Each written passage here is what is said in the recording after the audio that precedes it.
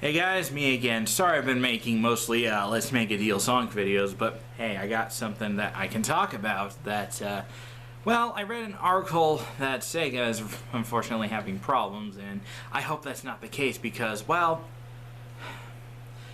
Sega is a good company, and they need to be kept alive. Otherwise, this means no more, well, other than Sonic, that means no more other good games. So if you're Shenmue fans or Streets of Rage or stuff like that, you might as well give them suggestions on what to keep them alive. I'm just naming examples, but mostly Sonic the Hedgehog.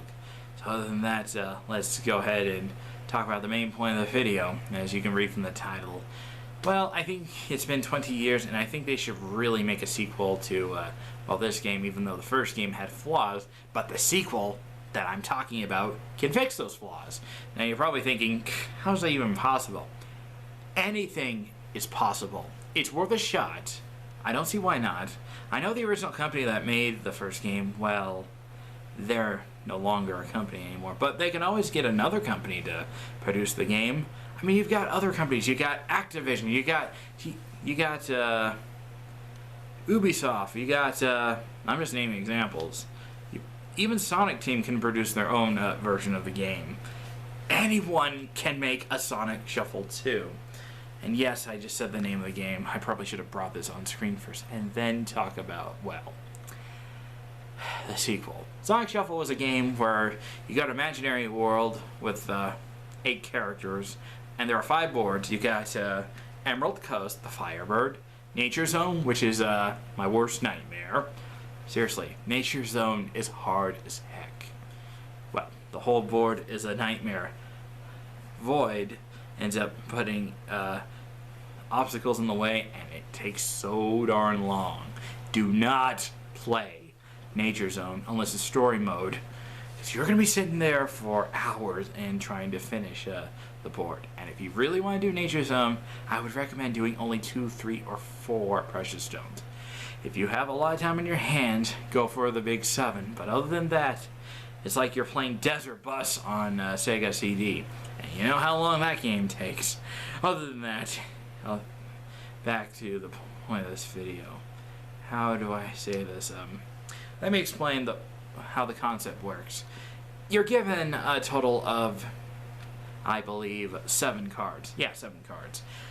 Now, each of them are different, but I'll get into that in a moment. You got 4 1s, 4 2s, 4 3s, 4 4s, 4 5s, 4 6s, and then the last 4, well, 3 of them are special cards, which you can do 1 of 3 things. Most people I know would choose the shuffling roulette, where it goes from 1 to S.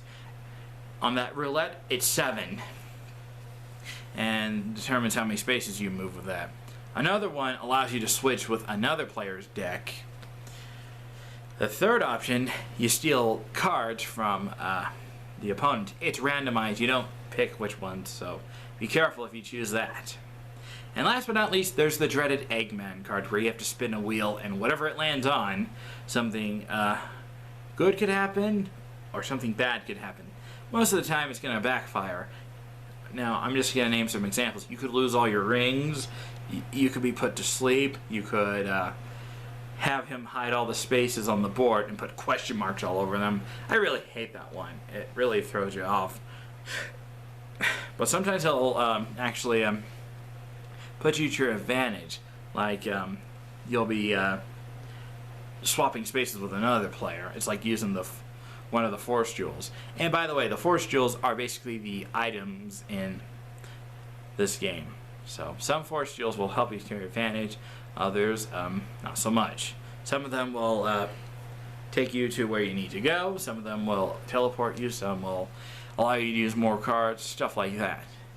Other than that, the board, the blue spaces are pluses. The minus spaces are, or the red ones are minuses. The one that looks like a squid is a battle space. The one with the exclamation mark is your event space. The question mark exclamation point mark with both symbols, that is a event, or that is a special event.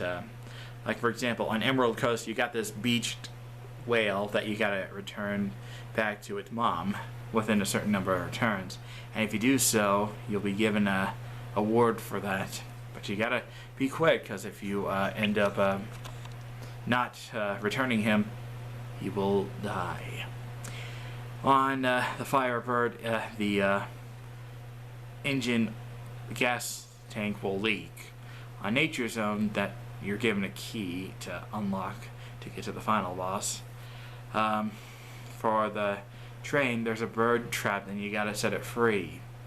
And in the fourth dimension space, there's a star that fell from the sky and you gotta return it to a specific star. That's what the event question mark and exclamation mark does. Now, there's also events spaces, there's the stuff like that. There's also character spaces, but let's not get into that. Let's go on to the main point.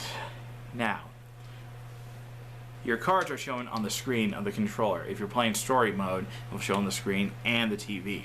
If you're using a third-party controller like one from Performance or Mad Catz or another company, it won't show anything here because it doesn't have a screen on it. It'll be shown on the TV screen, so other than that, just thought I'd let you know about that. And also,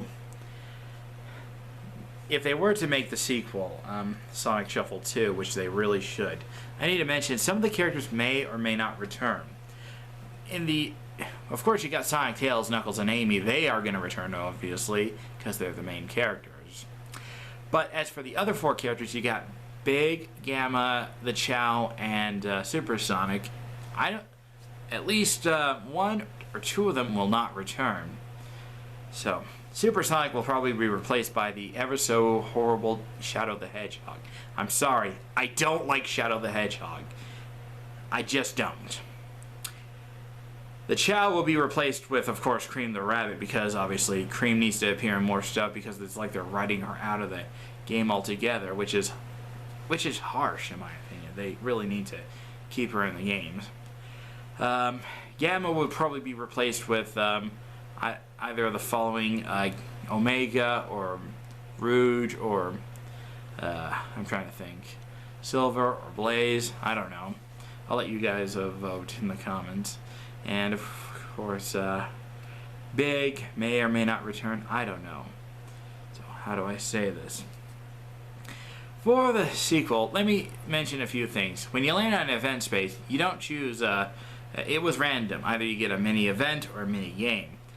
In the sequel, Sonic Shuffle 2, I would allow the players to choose what they want. Or they could spin a wheel to determine what it lands on. But they don't get to choose their own events. They are given a random one. Whether answering a question, dropping a coin, or a ring in the wishing well, push a button on the slot machine, or you get the idea. So there's also a few other ones where anything could happen. And also, yeah. And there are also specific character events. Some are good for some, others not so much. Like for example, if you got the robber scene in the first one, it shows Lumina Flowlight getting robbed.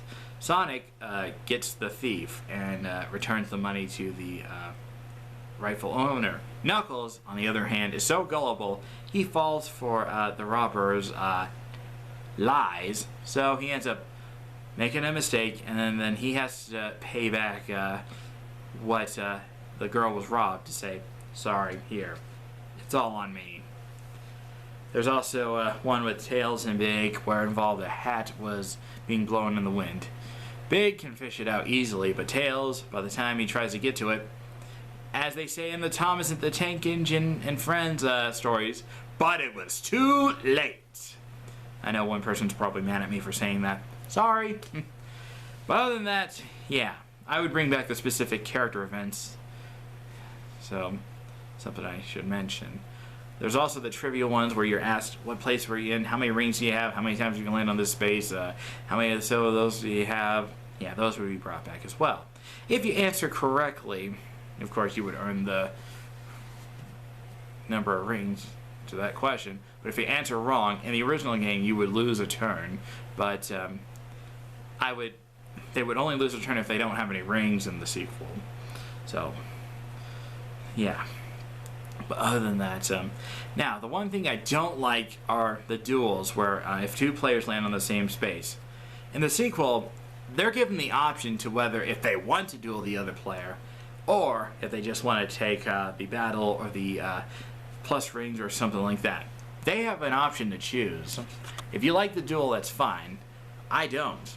As for the battles, they can stay. Both the ones for the forest jewels and for the precious stones. You get the idea. So, yeah, those are some things I would put in the sequel, Sonic Shuffle 2. They would return to Imaginary World. There are some newer enemies and stuff, but yeah. Tell me, if you were designing Sonic Shuffle 2, what changes would you make? What characters would you include? And other questions like that. Sorry I've been doing this video by talking to a camera and mentioning how much I love the game. But it would have been nice if it was released on other platforms, like, for example, a 3DS. This is a 2DS. My 3DS is actually charging. This is actually going to go to someone special. But I'm not going to go over who specifically because I don't think they want to be mentioned. So, yeah, that's my video. Thanks for watching. And Sega, if you're watching this, consider making a sequel. Post it for PS4, PS5, Xbox One, Xbox, the new Xbox that is out, and Nintendo Switch. If you put it on those systems, then you'll make a profit. I mean, think about it. Just think about it. If you develop the sequel, you'll be back in business. So that's all I have to say. Sorry I've been blabbering long enough, but at least you got something different instead of my montage of zongs from the Let's Make a Deal DVD game. So thanks for watching.